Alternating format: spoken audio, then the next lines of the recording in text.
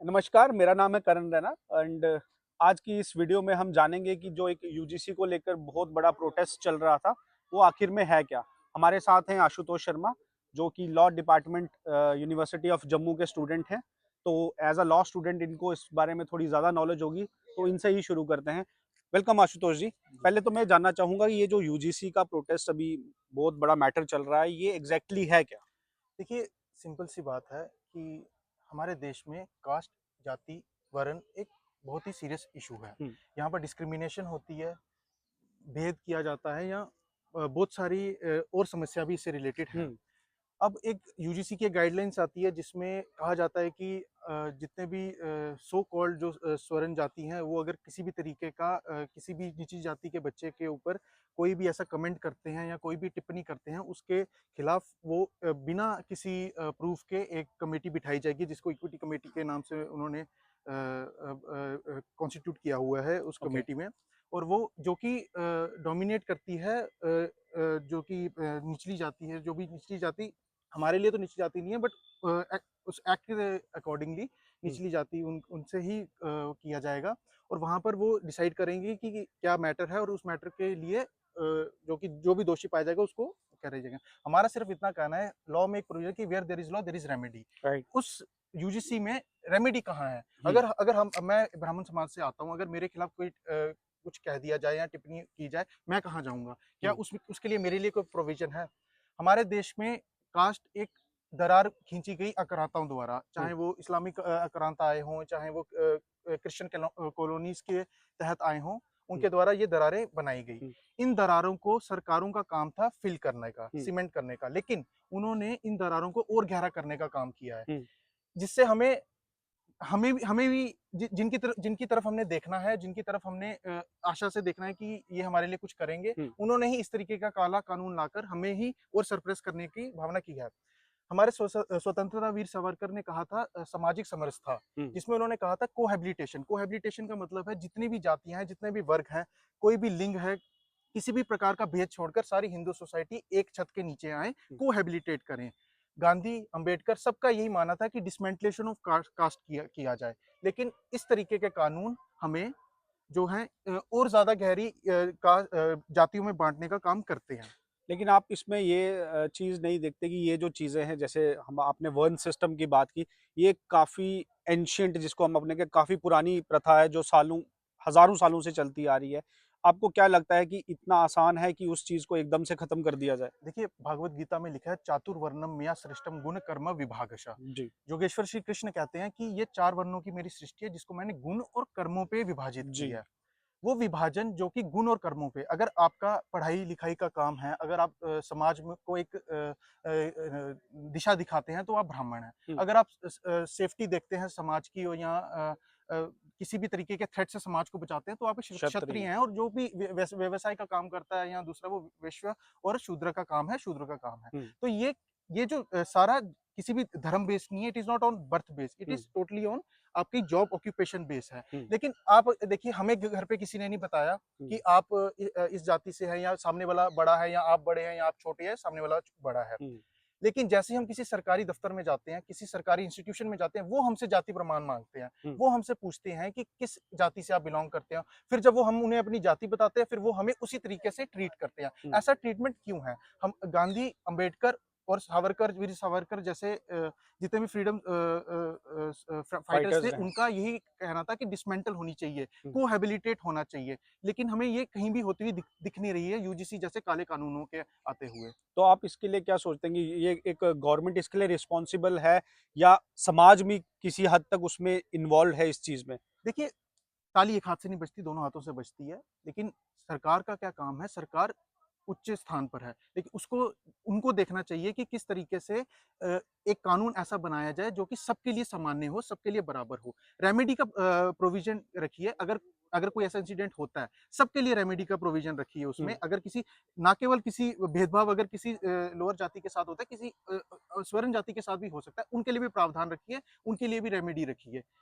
लेकिन इसमें एक और चीज़ देखी जा रही है, जैसे कई लोग कह रहे हैं कि ये इस मैटर को जो भी गवर्नमेंट ने ये किया है वो एक पॉलिटिकल मोटिव के लिए किया है, उसने अपने वोट बैंक के लिए किया है। इसके लिए क्या, इसके बारे में क्या कहना चाहोगे आप? देखिए ये एक वोट बैंक की राजनीति है या इस मैटर को जबरदस्ती करके पॉलिटिसाइज किया जा रहा है? देखिए अब हम कोई नेता तो है नहीं है। हम्म। हमें हमें जो दिखता है, हमें सामने दिखता है कि हमारा प्रधानमंत्री ओबीसी है। हम्म। हमारी जो करंट प्रेसिडेंट है मुर्मू जी, जी वो जी एसटी समाज से हैं। जी हमारे जो प्रीवियस जो प्रेसिडेंट थे कोविंद जी, जी वो भी शेड्यूल कास्ट कम्युनिटी से हैं। तो इतने बड़े-बड़े कॉन्स्टिट्यूशनल पोस्ट पे जब इस वर्ग से लोग आ रहे हैं, हम्म। तो ये सामने दिखाता है कि इस तरीके का कोई भेदभाव भेदभाव वैसा नहीं है। सोसाइटी में है नहीं है। नहीं है। जी अब जो देखिए थोड़े बहुत तो कोई ना कोई केसेस होते हैं हर जगह पर। जी जहां वो आते हैं उनका एक लीगल तरीके से एक अच्छे प्रावधान के थ्रू उनका एक रेमेडी पे जाना चाहिए। आपने अगर वो रेमेडी ही प्रोवाइड नहीं की गई किसी के लिए, आपने कानून बना दिया, पनिशमेंट बना दी, लेकिन रेमेडी भी तो होनी चाहिए। हम हमारे खिलाफ अगर किसी ने केस किया, हम्म। अगर हम उसके निर्दोष हैं, हम्म। उसके लिए हम क्या करेंगे? हम्म। सीधे जेल तो हम जाएंगे नहीं। हम्म। हमने हमें कोई रेमेडी भी तो चाहिए। हम उस रेमेडी की मांग कर रहे हैं उस लेकिन यूजीसी क्या गाइडलाइंस में। गवर्नमेंट ने उस जो नया एक्ट पास किया है उसमें कुछ ऐसा प्रावधान नहीं रखा कि अगर किसी, जैसे कि आपने बोला किसी जाति के ऊपर एक लगता है कि इन्होंने इनके साथ कुछ प्रॉब्लम करी है, तो उसको अपना डिफेंस प्रस्तुत करने के लिए क्या कुछ ऑप्शन नहीं नहीं, दिया है? कोई ऑप्शन नहीं दिया गया। जो इक्विटी कमेटी उन्होंने बिठाई है, उसमें भी मेजॉरिटी जो है उसी समाज के होंगे जिस समाज का पीड़ित होगा। ओके। इसीलिए बाकी भी 3-4 उन्होंने मेंबर्स के लिए प्रावधान है, लेकिन स्पेसिफिक नहीं किया गया है। ओके। वो उस इंस्टीट्यूट पे डिपेंड करेगा, वो किसकी कमेटी, इक्विटी कमेटी में किन-किन लोगों को बिठाएगा। हमारी मांग है कि इक्वल होना चाहिए, 50% उस समाज के और दूसरे स्वर्ण समाज के 50% होनी चाहिए, ताकि एक सेम ग्राउंड्स पे उसका डिसीजन किया जाए और एक फेयर रिजल्ट मिले उसके उस लेकिन आपको डिस्प्यूट से। जैसे पता होगा ये सब चीजें बढ़ी हैं 2016 के बाद।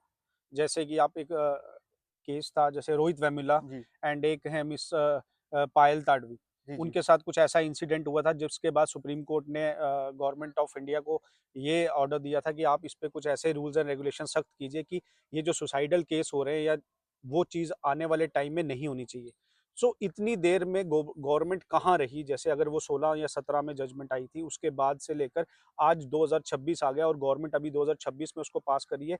इन बिटवीन ये 7 सालों में गवर्नमेंट क्या कर रही थी जो उसके ऊपर कुछ रूल रेगुलेशन प्रॉपर्ली फ्रेम नहीं कर पाई? देखिए, यही हम कह रहे हैं कि उस इंसिडेंट के बावजूद भी इतना समय लगाकर आप ये यूजीसी की गाइडलाइंस लाए, हुँ। वो भी आप इनकम्प्लीट लाए, जिसमें आपको रेमेडी देना आप भूल गए हुँ। कि अगर कोई डिस्प्यूट हो रहा है, उसके बाद की रेमेडी क्या है? हुँ। क्या सबको किसी रेमेडी का कोई राइट नहीं है? क्या कोई अगर कोई किसी केस में किसी अब मान लीजिए कोई मेरे पे केस कर देता है किसी और वजह से और मैं उसमें फँस जाता हूँ, क्या मैं किसको गुहार लगाऊँ? हुँ। वो कमिटी डिसाइड की क्या कमिटी में कोई बायसनेस नहीं होगा? कन्फर्मेशन बायस भी होता है। हुँ। अगर उसी समाज के पीड़ित के समाज के ही कमिटी में लोग होंगे, वो भी उसी के खिलाफ बायसनेस करेंगे। तो ये सरकार को कॉन्स्टिट्यूट करते समय यूजीसी की ये गाइडलाइन सोचना चाहिए था कि किस तरीके से एक फेयर ग्राउंड्स पे एक ये इसका मतलब प्रोविज़न आपके बनाया कहने जाए। का मतलब है गवर्नमेंट ने उसके ऊपर कुछ पर्टिकुलरली सोचा सोचा समझा समझ नहीं, हाँ, जस्ट सिर्फ एक सुप्रीम कोर्ट के हाँ। ऑर्डर को फॉलो किया, लेकिन वो भी 7-8 साल के बाद, हाँ, और एक बिल्कुल। नॉर्मल सी पॉलिसी, एक हाँ, स्ट्रिक्ट सा कानून बिना बना के कुछ सोचे थोप समझे दिया गया थोप जनता दिया के गया। ऊपर क्या?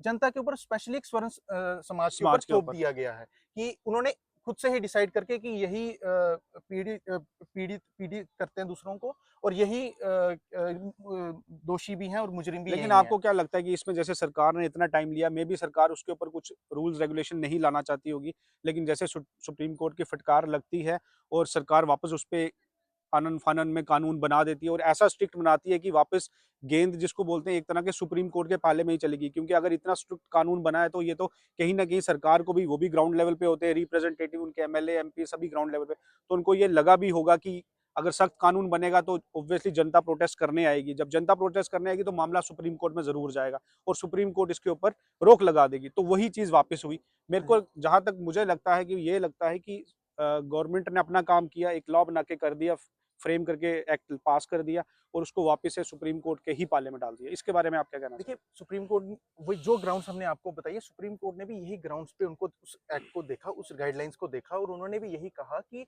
जबकि आपके पास पहले ही कास्ट बेस्ड डिस्क्रिमिनेशन के लिए लॉज हैं, उसके बावजूद आपने इस तरीके का एक स्पेसिफिक करके स्वर्ण समाज के ऊपर ये लाने की ज़रूरत नहीं थी, जो कि आपके लिए एंटी रैगिंग है। जब एंटी रैगिंग आज आज देखिए, आज हमारे इंस्टीट्यूट में जम्मू यूनिवर्सिटी में कोई कहीं पे भी रैगिंग का कोई समस्या है नहीं है। जब क्योंकि क्यों नहीं है? इसी कारण से क्योंकि एंटी रैगिंग के बहुत अच्छे कानून हैं जो कि फेयर और इक्विटी बेस हैं।